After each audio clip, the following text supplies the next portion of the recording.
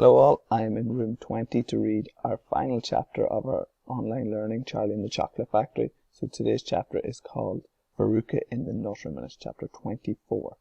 Mr. Wonka rushed on down the corridor. The nut room, it said on the next door they came to. All right, said Mr. Wonka. Stop here for a moment and catch your breath and take a peek through the glass panel of this door. But don't go in.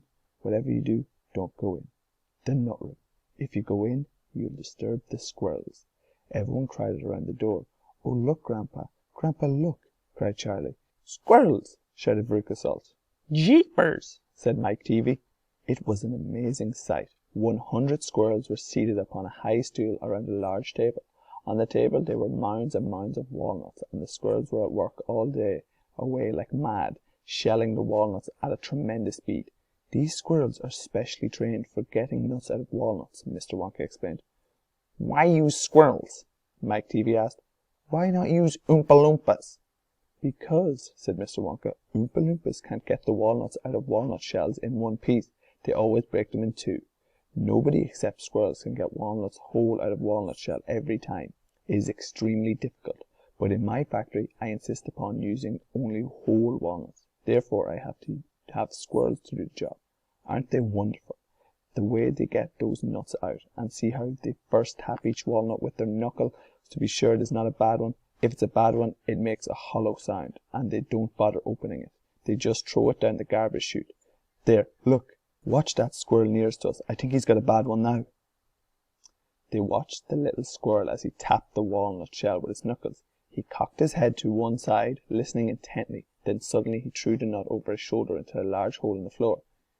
Hey, Mommy, shouted Veruca Salt suddenly. I've decided I want a squirrel. Get me one of those squirrels. Don't be silly, sweetheart, said Mrs. Salt. These all belong to Mr. Wonka. I don't care about that, shouted Veruca. I want one. All I've got at home is 2 dogs and 4 cats and 6 bunny rabbits and 2 parakeets and 3 canaries and a green parrot and a turtle and a bowl of goldfish and a cage of white mice and a silly old hamster. I want a squirrel. All right, my pet, Mrs. Salt said soothingly. Mummy'll get you a squirrel just as soon as she possibly can. But I don't want any old squirrel, shouted Veruca Salt. I want a trained squirrel. At this point, Mr. Salt, Veruca's father, stepped forward. Very well, Wonka, he said importantly, taking out a wallet full of money. How much do you want for one of those crazy squirrels? Name your price. They're not for sale, Mr. Wonka answered. She can't have one. Who says I can't have one? Shouted Veruca. I'm going in to grab me a squirrel this very minute. Don't, said Mr. Wonka quickly, but he was too late. The girl had already thrown open the door and rushed in. The moment she entered the room, 100 squirrels stopped what they were doing and turned their heads and stared at her with small black beady eyes. Veruca Salt stopped also and stared back at them. Then her gaze fell upon a pretty little squirrel sitting nearest to her at the end of the table. The squirrel was holding a walnut in its paws. All right, Veruca said, I'll have you. She reached out her hands to grab the squirrel, but as she did so, in that first split second when her hands started to go forward, there was a sudden flash of movement in the room, like a flash of brown lightning, and every single squirrel around the table took a flying leap towards her and landed on her body. 25 of them caught hold of her right arm and pinned it down. 25 more caught hold of her left arm and pinned that down. 25 caught hold of her right leg and anchored it to the ground. 24 caught hold of her left leg, and the remaining squirrel, obviously the leader of them all, climbed up onto her shoulder and started tapping the wretched girl's head with its knuckles. Save her! Screamed Mrs. Salt. Veruca, come back! What are they doing to her? They're testing her to see if she's a bad nut, said Mr. Wonka. You watch. Veruca struggled furiously, but the squirrels held her tight and she couldn't move. The squirrel on her shoulder went tapping the side of her head with his knuckles. Then all at once the squirrels pulled Veruca to the ground and started carrying her across the floor. My goodness, she is a bad nut after all, said Mr. Wonka. Her head must have sounded quite hollow. Veruca kicked and screamed, but it was no use. The tiny strong paws held her tightly and she couldn't escape.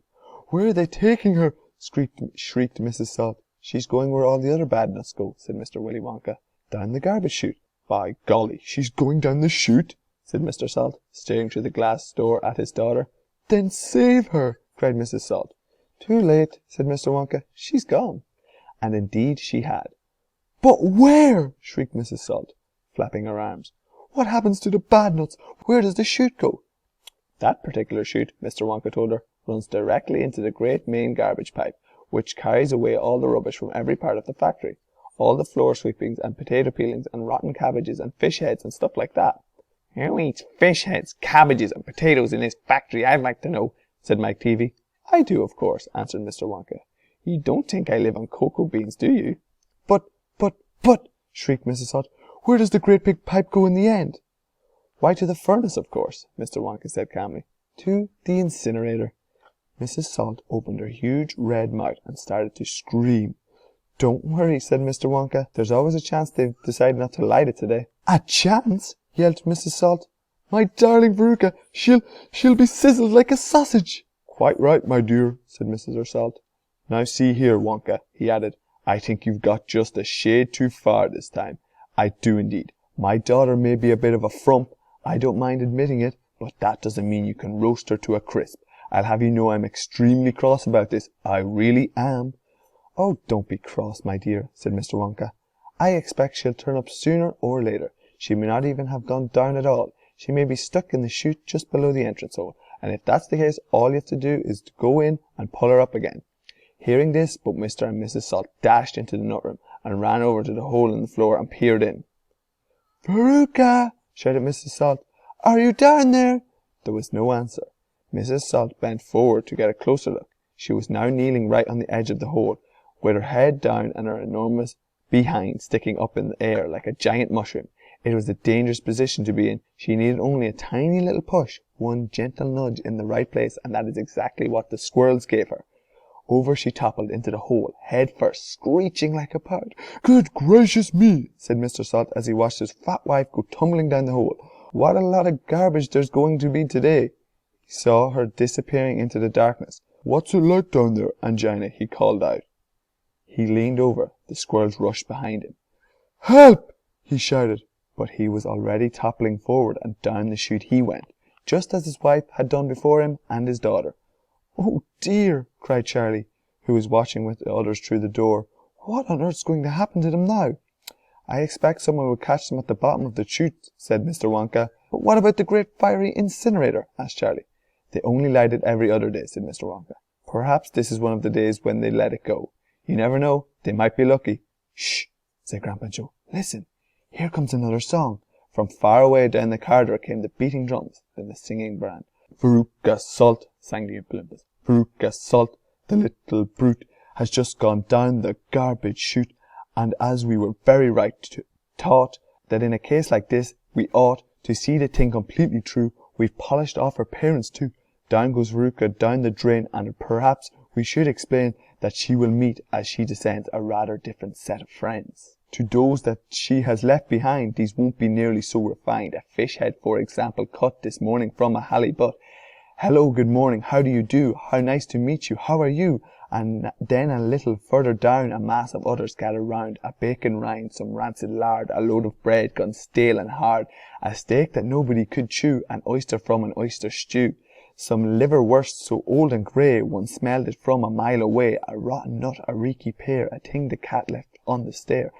A lot of other things as well, each with a rather horrid smell. These are Veruca's newfound friends that she will meet as she descends, and this is the price she has to pay for going so far astray. But now, my dears, we think you might be wondering, is it really right that every single bit of blame and all the scolding and the shame should fall upon Veruca Salt? Is she the only one at fault? For though she's spoiled, and dreadfully so, a girl can't spoil herself, you know. Who spoiled her then? Ah, who indeed? Who pandered her to every need? Who turned her into such a brat? Who are the culprits? Who did that?